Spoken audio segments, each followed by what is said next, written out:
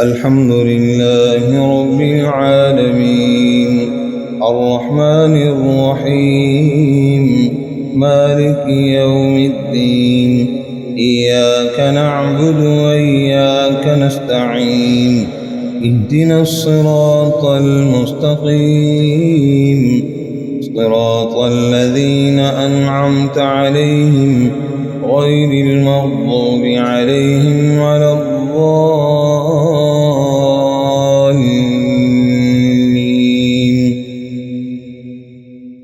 قال ألم أقل لك إنك لن تستطيع معي صبرا قال إن سألتك عن شيء بعدها فلا تصاحبني قد بلغت من لدني عذرا. فانطلقا حتى إذا أتيا أهل قرية استطعما أهلها فأبوا أن يضيفوهما فوجدا فيها جدارا يريد أن ينقض فأقامه قال لو شئت لاتخذت عليه أجرا.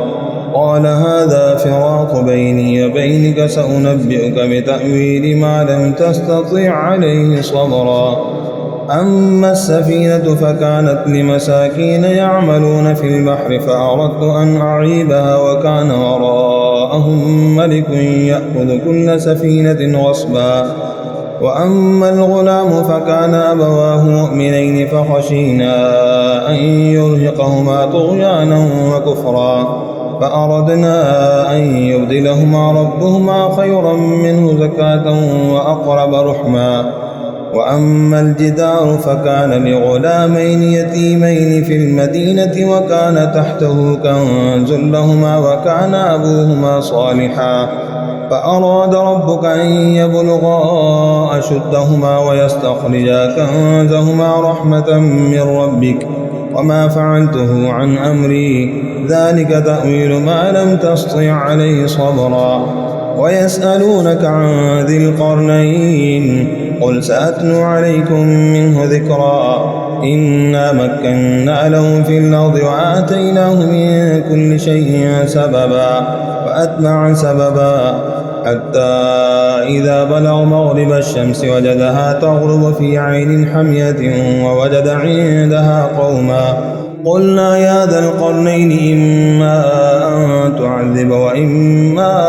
أن تتخذ فيهم حسنا. قال أما من ظلم فسوف نعذبه ثم يرد إلى ربه فيعذبه عذابا نكرا. وأما من آمن وعمل صالحا فله جزاء الحسنى وسنقول له من أمرنا يسرا. ثم أتبع سببا حتى إذا بلغ مطلع الشمس وجدها تطلع على قوم لم نجعل لهم من دونها سترا كذلك وقد أحطنا بما لديه خبرا. ثم أتبع سببا حتى إذا بلغ بين السدين وجد من دونهما قوما لا يكادون يفقهون قولا قالوا يا ذا القرنين إن يأجوج ومأجوج مفسدون في الأرض فهل نجعل لك خرجا على أن تجعل بيننا وبينهم سدا. قال ما مكني فيه ربي خير فأعينوني بقوة أجعل بينكم وبينهم ردما آتوني زبر الحديد حتى إذا ساوى بين الصدفين قال انفخوا حتى إذا جعله نارا قال آتوني أفرغ عليه قطرا فما استطاعوا أن يظهروا وما استطاعوا له نقبا. قال هذا رحمة من ربي فإذا جاء وعد ربي جعله دكاء وكان وعد ربي حقا. وتركنا بعضهم يومئذ يموج في بعض ونفخ في الصور فجمعناهم جمعا وعرضنا جهنم يومئذ للكافرين عرضا. الذين كانت أعينهم في غطاء عن ذكري وكانوا لا يستطيعون سمعا. أفحسب الذين كفروا أن يتخذوا عبادي من دوني أولياء إنا أعتدنا جهنم للكافرين نزلا قل هل ننبئكم بالأخسرين أعمالا الذين ضل سعيهم في الحياة الدنيا وهم يحسبون أنهم يحسنون صنعا أولئك الذين كفروا بآيات ربهم ولقائه فحبطت أعمالهم فلا نقيم لهم يوم القيامة وزنا ذلك جزاؤهم جهنم بما كفروا واتخذوا آياتي ورسلي هزوا إن الذين آمنوا وعملوا الصالحات كانت لهم جنات الفردوس نزلا خالدين فيها لا يبغون عنها حولا قل لو كان البحر مدادا لكلمات ربي لنفد البحر قبل أن تنفد كلمات ربي ولو جئنا بمثله مددا قل إنما أنا بشر مثلكم يوحى إلي أنما إلهكم إله واحد فمن كان يرجو لقاء ربه فليعمل عملا صالحا ولا يشرك بعبادة ربه أحدا كافها يا عين صاد ذكر رحمة ربك عبده زكريا إذ نادى ربه نداء خفيا قال رب إني وهن العظم مني واشتعل الرأس شيبا ولم أكن بدعائك رب شقيا وإني خفت الموالي من ورائي وكانت امراتي عاقرا فهب لي من لدنك وليا يرثني ويرث من آل يعقوب واجعله رب رضيا يا زكريا إنا نبشرك بغلام اسمه يحيى لم نجعل له من قبل سميا قال رب أنى يكون لي غلام وكانت امراتي عاقرا وقد بلغت من الكبر عتيا قال كذلك قال ربك هو علي هين فقد خلقتك من قبل ولم تك شيئا قال رب اجعل لي آية قال آيتك ألا تكلم الناس 3 ليال سويا فخرج على قومه من المحراب فأوحى إليهم أن سبحوا بكرة وعشيا يا يحيى خذ الكتاب بقوة وآتيناه الحكم صبيا وحنانا من لدنا وزكاة وكان تقيا وبرا بوالديه ولم يكن جبارا عصيا وسلام عليه يوم ولد ويوم يموت ويوم يبعث حيا واذكر في الكتاب مريم إذ انتبذت من أهلها مكانا شرقيا فاتخذت من دونهم حجابا فأرسلنا إليها روحنا فتمثل لها بشرا سويا قالت إني أعوذ بالرحمن منك إن كنت تقيا قال إنما أنا رسول ربك لأهب لك غلاما زكيا قالت أنى يكون لي غلام ولم يمسسني بشر ولم أك بغيا قال كذلك قال ربك هو علي هين ولنجعله آية للناس ورحمة منا وكان أمرا مقضيا فحملته فانتبذت به مكانا قصيا فأجاءها المخاض إلى جذع النخلة قالت يا ليتني مت قبل هذا وكنت نسيا منسيا فناداها من تحتها ألا تحزني قد جعل ربك تحتك سريا وهزي إليك بجذع النخلة تساقط عليك رطبا جنيا فكلي واشربي وقري عينا فإما ترين من البشر أحدا فقولي إني نذرت للرحمن صوما فلن أكلم اليوم إنسيا فأتت به قوما تحمله قالوا يا مريم لقد جئت شيئا فريا يا أخت هارون ما كان أبوك امرأ سوء وما كانت أمك بغيا فأشارت إليه قالوا كيف نكلم من كان في المهد صبيا قال إني عبد الله وآتاني الكتاب وجعلني نبيا وجعلني مباركا أينما كنت وأوصاني بالصلاة والزكاة ما دمت حيا وبرا بوالدتي ولم يجعلني جبارا شقيا والسلام علي يوم ولدت ويوم أموت ويوم أبعث حيا ذلك عيسى بن مريم قول الحق الذي فيه يمترون ما كان لله أن يتخذ من ولد سبحانه إذا قضى أمرا فإنما يقول له كن فيكون وإن الله ربي وربكم فاعبدوه هذا صراط مستقيم فاختلف الأحزاب من بينهم فويل للذين كفروا من مشهد يوم عظيم أسمع بهم وأبصر يوم يأتوننا لكن الظالمون اليوم في ضلال مبين وأنذرهم يوم الحسرة إذ قضي الأمر وهم في غفلة وهم لا يؤمنون إنا نحن نرث الأرض ومن عليها وإلينا يرجعون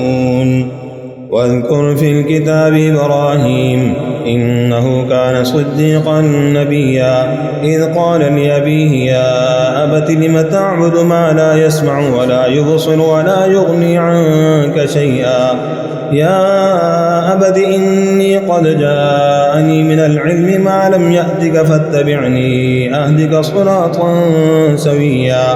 يا أبت لا تعبد الشيطان إن الشيطان كان للرحمن عصيا يا أبت إني أخاف أن يمسك عذاب من الرحمن فتكون للشيطان وليا قال أراغب أنت عن آلهتي يا إبراهيم لئن لم تنته لأرجمنك واهجرني مليا قال سلام عليك سأستغفر لك ربي إنه كان بي حفيا وأعتزلكم وما تدعون من دون الله وأدعو ربي عسى ألا أكون بدعاء ربي شقيا فلما اعتزلهم وما يعبدون من دون الله وهبنا له إسحاق ويعقوب وكلا جعلنا نبيا ووهبنا لهم من رحمتنا وجعلنا لهم لسان صدق عليا واذكر في الكتاب موسى إنه كان مخلصا وكان رسولا نبيا وناديناه من جانب الطور الأيمن وقربناه نجيا ووهبنا له من رحمتنا أخاه هارون نبيا واذكر في الكتاب إسماعيل إنه كان صادق الوعد وكان رسولا نبيا وكان يأمر أهله بالصلاة والزكاة وكان عند ربه مرضيا واذكر في الكتاب إدريس إنه كان صديقا نبيا ورفعناه مكانا عليا أولئك الذين أنعم الله عليهم من النبيين من ذرية آدم وممن حملنا مع نوح ومن ذرية إبراهيم وإسرائيل وممن هدينا واجتبينا إذا تتلى عليهم آيات الرحمن خروا سجدا وبكيا الله أكبر فخلف من بعدهم خلف أضاعوا الصلاة واتبعوا الشهوات فسوف يلقون غيا إلا من تاب وآمن وعمل صالحا فأولئك يدخلون الجنة ولا يظلمون شيئا جنات عدن التي وعد الرحمن عباده بالغيب إنه كان وعده مأتيا لا يسمعون فيها لغوا إلا سلاما ولهم رزقهم فيها بكرة وعشيا تلك الجنة التي نورث من عبادنا من كان تقيا وما نتنزل إلا بأمر ربك له ما بين أيدينا وما خلفنا وما بين ذلك وما كان ربك نسيا رب السماوات والأرض وما بينهما فاعبده واصطبر لعبادته هل تعلم له سميا ويقول الإنسان أإذا ما مت لسوف أخرج حيا أولا يذكر الإنسان أنا خلقناه من قبل ولم يك شيئا فوربك لنحشرنهم والشياطين ثم لنحضرنهم حول جهنم جثيا ثم لننزعن من كل شيعة أيهم أشد على الرحمن عتيا ثم لنحن أعلم بالذين هم أولى بها صليا وإن منكم إلا واردها كان على ربك حتما مقضيا ثم ننجي الذين اتقوا ونذر الظالمين فيها جثيا وإذا تتلى عليهم آياتنا بينات قال الذين كفروا للذين آمنوا أي الفريقين خير مقاما وأحسن نديا وكم أهلكنا قبلهم من قرن هم أحسن أثاثا ورئيا قل من كان في الضلالة فليمدد له الرحمن مدا حتى إذا رأوا ما يوعدون إما العذاب وإما الساعة فسيعلمون من هو شر مكانا وأضعف جندا ويزيد الله الذين اهتدوا هدى والباقيات الصالحات خير عند ربك ثوابا وخير مردا أفرأيت الذي كفر بآياتنا وقال لأوتين مالا وولدا أطلع الغيب أم اتخذ عند الرحمن عهدا كلا سنكتب ما يقول ونمد له من العذاب مدا ونرثه ما يقول ويأتينا فردا واتخذوا من دون الله آلهة ليكونوا لهم عزا كلا سيكفرون بعبادتهم ويكونون عليهم ضدا ألم تر أنا أرسلنا الشياطين على الكافرين تؤزهم أزا فلا تعجل عليهم إنما نعد لهم عدا يوم نحشر المتقين إلى الرحمن وفدا ونسوق المجرمين إلى جهنم وردا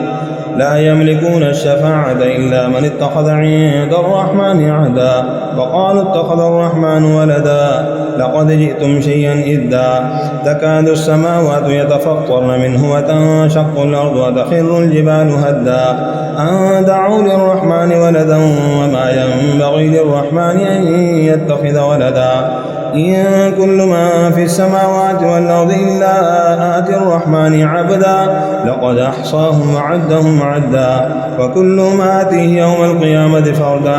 إن الذين آمنوا وعملوا الصالحات سيجعل لهم الرحمن ودا فإنما يسرناه بلسانك لتبشر به المتقين وتنذر به قوما لدا وكم أهلكنا قبلهم من قرن هل تحس منهم من أحد أو تسمع لهم ركزا طه ما أنزلنا عليك القرآن لتشقى إلا تذكرة لمن يخشى تنزيلا ممن خلق الأرض والسماوات العلا الرحمن على العرش استوى له ما في السماوات وما في الأرض وما بينهما وما تحت الثرى وإن تجهر بالقول فإنه يعلم السر وأخفى الله لا إله إلا هو له الأسماء الحسنى وهل أتاك حديث موسى إذ رأى نارا فقال لأهلهم كثوا إني آنست نارا لعلي آتيكم منها بقبس أو أجد على النار هدى فلما أتاها نودي يا موسى إني أنا ربك فاخلع عليك إنك بالوادي المقدس طوى وأنا اخترتك فاستمع لما يوحى إنني أنا الله لا إله إلا أنا فاعبدني وأقم الصلاة لذكري إن الساعة آتية أكاد أخفيها لتجزى كل نفس بما تسعى فلا يصدنك عنها من لا يؤمن بها واتبع هواه فتردى وما تلك بيمينك يا موسى قال هي عصاي أتوكل عليها وأهش بها على غنمي ولي فيها مآرب أخرى قال ألقها يا موسى فألقاها فإذا هي حية تسعى قال خذها ولا تخف سنعيدها سيرتها الأولى واضمم يدك إلى جناحك تخرج بيضاء من غير سوء آية أخرى لنريك من آياتنا الكبرى اذهب إلى فرعون إنه طغى قال رب اشرح لي صدري ويسر لي أمري واحلل عقدة من لساني يفقه قولي واجعل لي وزيرا من أهلي هارون أخي اشدد به أزري وأشركه في أمري كي نسبحك كثيرا ونذكرك كثيرا إنك كنت بنا بصيرا. قال قد أوتيت سؤلك يا موسى ولقد مننا عليك مرة أخرى إذ أوحينا إلى أمك ما يوحى أن اقذفيه في التابوت فاقذفيه في اليم فليلقه اليم بالساحل يأخذه عدو لي وعدو له وألقيت عليك محبة مني ولتصنع على عيني إذ تمشي أختك وتقول هل أدلكم على من يكفله فرجعناك إلى أمك كي تقر عينها ولا تحزن وقتلت نفسا فنجيناك من الغم وفتناك فتونا فلبثت سنين في أهل مدينة ثم جئت على قدري يا موسى واصطنعتك لنفسي اذهب أنت وأخوك بآياتي ولا تنيا في ذكري اذهبا إلى فرعون إنه طغى فقولا له قولا لجلا لعله يتذكر أو يخشى قالا ربنا إننا نخاف أن يفرط علينا أو أن يطغى قال لا تخافا إنني معكما أسمع وأرى فأتياه فقولا إنا رسول ربك فارسل معنا بني إسرائيل ولا تعذبهم قد جئناك بآية من ربك والسلام على من اتبع الهدى إنا قد أوحي إلينا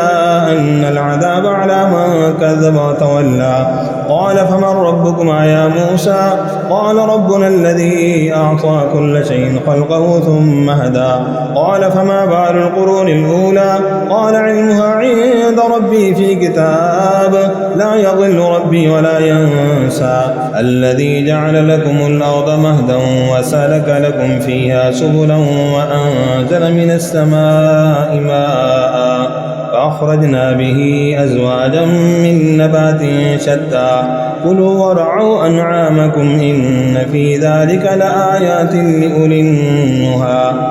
منها خلقناكم وفيها نعيدكم ومنها نخرجكم تارة أخرى ولقد أريناه آياتنا كلها فكذب وأبى قال جئتنا لتخرجنا من أرضنا بسحرك يا موسى فلنأتينك بسحر مثله فاجعل بيننا وبينك موعدا لا نخلفه نحن ولا أنت مكانا سوى قال موعدكم يوم الزينة وأن يحشر الناس ضحى فتولى فرعون فجمع كيده ثم أتى قال لهم موسى ويلكم لا تفتروا على الله كذبا فيسحتكم بعذاب وقد خاب من افترى فتنازعوا أمرهم بينهم وأسروا النجوى قالوا إن هذان لساحران يريدان أن يخرجاكم من أرضكم بسحرهما ويذهبا بطريقتكم المثلى فأجمعوا كيدكم ثم أتوا صفا فقد أفلح اليوم من استعلى قالوا يا موسى إما أن تلقي وإما أن نكون أول من ألقى قال بل ألقوا فإذا حبالهم وعصيهم يخيل إليه من سحرهم أنها تسعى فأوجس في نفسه خيفة موسى قلنا لا تخف إنك أنت الأعلى وألق ما في يمينك تلقف ما صنعوا إنما صنعوا كيد ساحر ولا يفلح الساحر حيث أتى فألقي السحرة سجدا قالوا آمنا برب هارون وموسى قال آمنتم له قبل أن آذن لكم إنه لكبيركم الذي علمكم السحر فلأقطعن أيديكم وأرجلكم من خلاف ولأصلبنكم في جذوع النخل ولتعلمن أينا أشد عذابا وأبقى قالوا لن نؤثرك على ما جاءنا من البينات والذي فطرنا فاقض ما أنت قاض إنما تقضي هذه الحياة الدنيا إنا آمنا بربنا ليغفر لنا خطايانا وما أكرهتنا عليه من السحر والله خير وأبقى إنه من يأت ربه مجرما فإن له جهنم لا يموت فيها ولا يحيا. ومن يأتي مؤمنا قد عمل الصالحات فأولئك لهم الدرجات العلى جنات عدن تجري من تحتها الأنهار خالدين فيها وذلك جزاء من تزكى. ولقد أوحينا إلى موسى أن أسر بعبادي فاضرب لهم طريقا في البحر يبسا لا تخاف دركا ولا تخشى. فأتبعهم فرعون بجنوده فغشيهم من الجم ما غشيهم وأضل فرعون قومه وما هدى. يا بني إسرائيل قد آتيناكم من عدوكم وواعدناكم جانب الطور الأيمن ونزلنا عليكم المن والسلوى. كلوا من طيبات ما رزقناكم ولا تطغوا فيه فيحل عليكم غضبي ومن يحلل عليه غضبي فقد هوى. وإني لغفار لمن تاب وآمن وعمل صالحا ثم اهتدى. وما أعجلك عن قومك يا موسى؟ قال هم أولئك على أثري وعجلت إليك ربي لترضى. قال فإنا قد فتنا قومك من بعدك وأضلهم السامري. فرجع موسى إلى قومه غضبان آسفا قال يا قوم ألم يعدكم ربكم وعدا حسنا أفطال عليكم العهد أم أردتم أن يحل عليكم غضب من ربكم فأخلفتم موعدي. قالوا ما أخلفنا موعدك بملكنا ولكننا حملنا أوزارا من زينة القوم فقذفناها فكذلك ألقى السامري. فأخرج لهم عجلا جسدا له خوار فقالوا هذا إلهكم وإله موسى فنسي. أفلا يرون أن لا يرجع إليهم قولا ولا يملك لهم ضرا ولا نفعا. الحمد لله رب العالمين الرحمن الرحيم مالك يوم الدين إياك نعبد وإياك نستعين اهدنا الصراط المستقيم صراط الذين أنعمت عليهم غير المغضوب عليهم ولا الضالين.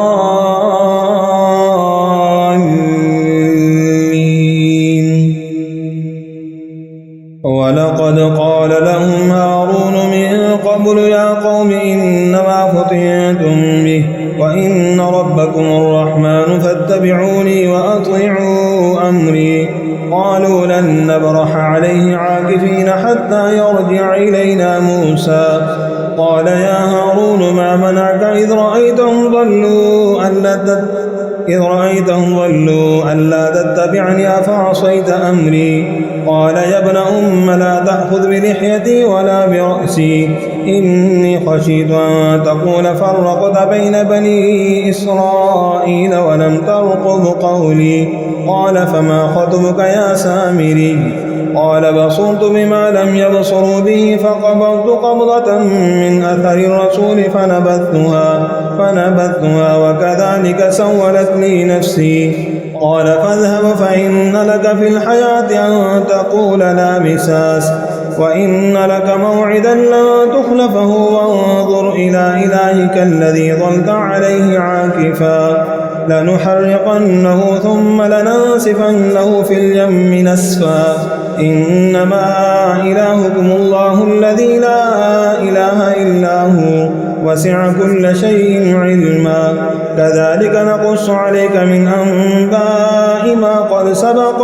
وقد آتيناك من لدنا ذكرا. من أعرض عنه فإنه يحمل يوم القيامة وزرا خالدين فيه وساء لهم يوم القيامة حملا. يوم ينفخ في الصور ونحشر المجرمين يومئذ زرقا يتخافتون بينهم إن لبثتم إلا عشرا. نحن أعلم بما يقولون إذ يقول أمثلهم طريقة إن لبثتم إلا يوما. ويسألونك عن الجبال فقل ينسفها ربي نسفا فيذرها قاعا صفصفا لا ترى فيها عوجا ولا أمتا. يومئذ يتبعون الداعي لا عوج له وخشعت الأصوات للرحمن فلا تسمع إلا همسا يومئذ لا تنفع الشفاعة إلا من أذن له الرحمن ورضي له قولا يعلم ما بين أيديهم وما خلفهم ولا يحيطون به علما وعنت الوجوه للحي القيوم وقد خاب من حمل ظلما ومن يعمل من الصالحات وهو مؤمن فلا يخاف ظلما ولا هضما وكذلك أنزلناه قرآنا عربيا وصرفنا فيه من الوعيد لعلهم يتقون أو يحدث لهم ذكرا فتعالى الله الملك الحق ولا تعجل بالقرآن من قبل أن يقضى إليك وحيه وقل رب زدني علما ولقد عهدنا إلى آدم من قبل فنسي ولم نجد له عزما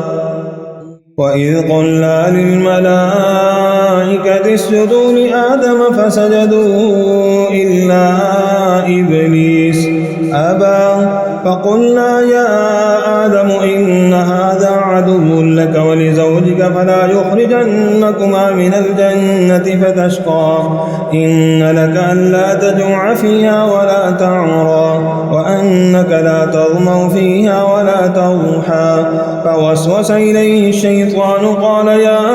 آدم هل أدلك على شجرة الخلد وملك لا يبلى فأكلا منها فبدت لهما سوآتهما وطفقا يخصفان عليهما من ورق الجنة وعصى آدم ربه فغوى ثم اجتباه ربه فتاب عليه وهدى قال اهبطا منها جميعا بعضكم لبعض عدو فإما يأتينكم مني هدى فمن اتبع هداي فلا يضل ولا يشقى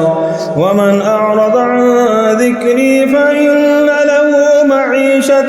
ضنكا ونحشره يوم القيامة أعمى قال رب لم حشرتني أعمى وقد كنت بصيرا قال كذلك أتتك آياتنا فنسيتها وكذلك اليوم تنسى وكذلك نجزي من أسرف ولم يؤمن بآيات ربه ولعذاب الآخرة أشد وأبقى أفلم يهد لهم كما أهلكنا قبلهم من القرون يمشون في مساكنهم إن في ذلك لآيات لأولي النهى ولولا كلمة سبقت من ربك لكان لزاما وأجل مسمى فاصبر على ما يقولون وسبح بحمد ربك قبل طلوع الشمس وقبل غروبها ومن آناء الليل فسبح وأطراف النهار لعلك ترضى ولا تمدن عينيك إلى ما متعنا به أزواجا منهم زهرة الحياة الدنيا لنفتنهم فيه ورزق ربك خير وأبقى وأمر أهلك بالصلاة واصطبر عليها لا نسألك رزقا نحن نرزقك والعاقبة للتقوى وقالوا لولا يأتينا بآية من ربه أولم تأتهم بينة ما في الصحف الأولى ولو أنا أهلكناهم بعذاب من قبله لقالوا ربنا لولا أرسلت إلينا رسولا فنتبع آياتك من قبل أن نذل ونخزى قل كل متربص فتربصوا فستعلمون من أصحاب الصراط السوي ومن اهتدى اقترب للناس حسابهم وهم في غفلة معرضون ما يأتيهم من ذكر من ربهم محدث إلا إلا استمعوه وهم يلعبون لاهية قلوبهم وأسروا النجوى الذين ظلموا هل هذا إلا بشر مثلكم أفتأتون السحر وأنتم تبصرون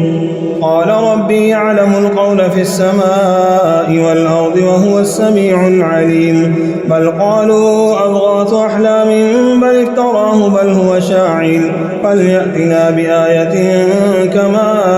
أرسل الأولون ما آمنت قبلهم من قرية أهلكناها أفهم يؤمنون وما أرسلنا قبلك إلا رجالا نوحي إليهم فاسألوا أهل الذكر إن كنتم لا تعلمون وما جعلناهم جسدا لا يأكلون الطعام وما كانوا خالدين ثم صدقناهم الوعد فأنجيناهم ومن نشاء وأهلكنا المسرفين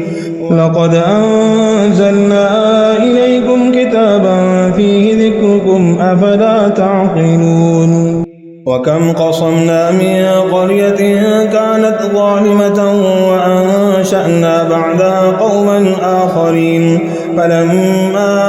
أحسوا بأسنا إذا هم منها يركضون لا تركضوا وارجعوا إلى ما أترفتم فيه ومساكنكم لعلكم تسألون قالوا يا ويلنا إنا كنا ظالمين فما زالت تلك دعواهم حتى جعلناهم حصيدا خامدين وما خلقنا السماء والأرض وما بينهما لاعبين لو أردنا أن نتخذ لهوا لاتخذناه من لدنا إن كنا فاعلين بل نقذف بالحق على الباطل فيدمغه فإذا هو زاهق ولكم الويل مما تصفون وله من في السماوات والأرض ومن عنده لا يستكبرون عن عبادته ولا يستحسرون يسبحون الليل والنهار لا يفترون أم اتخذوا آلهة من الأرض هم ينشرون لو كان فيهما آلهة إلا الله لفسدتا فسبحان الله رب العرش عما يصفون لا يسأل عما يفعل وهم يسألون أم اتخذوا من دونه آلهة قل هاتوا برهانكم هذا ذكر من معي وذكر من قبلي بل أكثرهم لا يعلمون الحق فهم معرضون وما أرسلنا من قبلك من رسول إلا نوحي إليه أنه لا إله إلا أنا فاعبدون وقالوا اتخذ الرحمن ولدا سبحانه بل عباد مكرمون لا يسبقونه بالقول وهم بأمره يعملون يعلم ما بين أيديهم وما خلفهم ولا يشفعون إلا لمن ارتضى وهم من خشيته مشفقون ومن يقل منهم إني إله من دونه فذلك نجزيه جهنم كذلك نجزي الظالمين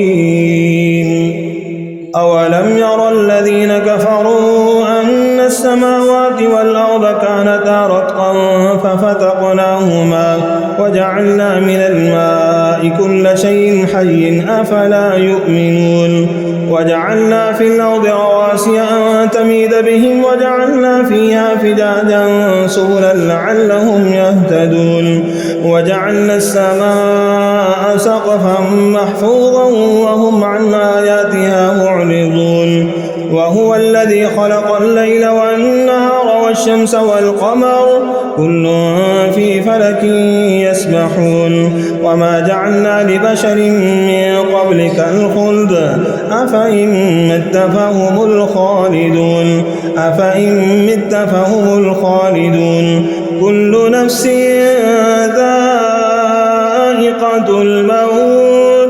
كل نفس ذائقة الموت ونبلوكم بالشر والخير فتنة وإلينا ترجعون. وإذا رآك الذين كفروا إن يتخذونك إلا هزوا أهذا الذي يذكر آلهتكم وهم بذكر الرحمن هم كافرون خلق الإنسان من عجل سأريكم آياتي فلا تستعجلون ويقولون متى هذا الوعد إن كنتم صادقين لو يعلم الذين كفروا حين لا يكفون عن وجوههم النار ولا عن ظهورهم ولا هم ينصرون بل تأتيهم بغتة فتبعتهم فلا يستطيعون ردها ولا هم ينظرون ولقد استهزئ برسل من قبلك فحاق بالذين سخروا منهم ما كانوا به يستهزئون قل من يكلؤكم بالليل والنهار من الرحمن بل هم عن ذكر ربهم معرضون أم لهم آلهة تمنعهم من دوننا لا يستطيعون نصر أنفسهم ولا هم منا يسحبون بل متعنا هؤلاء وآباءهم حتى طال عليهم العمر أفلا يرون أنا نأتي الأرض ننقصها من أطرافها أفهم الغالبون قل إنما أنذركم بالوحي ولا يسمع صم الدعاء إذا ما ينذرون ولئن مستهم نفحة من عذاب ربك ليقولن يا ويلنا إنا كنا ظالمين ونضع الموازين القسط ليوم القيامة فلا تظلم نفس شيئا وإن كان مثقال حبة من خردل أتينا بها وكفى بنا حاسبين ولقد آتينا موسى وهارون الفرقان وضياء وذكرا للمتقين الذين يخشون ربهم بالغيب وهم من الساعة مشفقون وهذا ذكر مبارك أنزلناه أفأنتم له منكرون الحمد لله رب العالمين الرحمن الرحيم مالك يوم الدين إياك نعبد وإياك نستعين اهدنا الصراط المستقيم صراط الذين أنعمت عليهم غير المغضوب عليهم ولا الضالين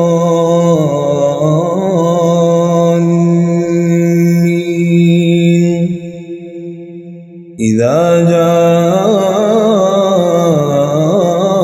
نصر الله والفتح ورأيت الناس يدخلون في دين الله أفواجا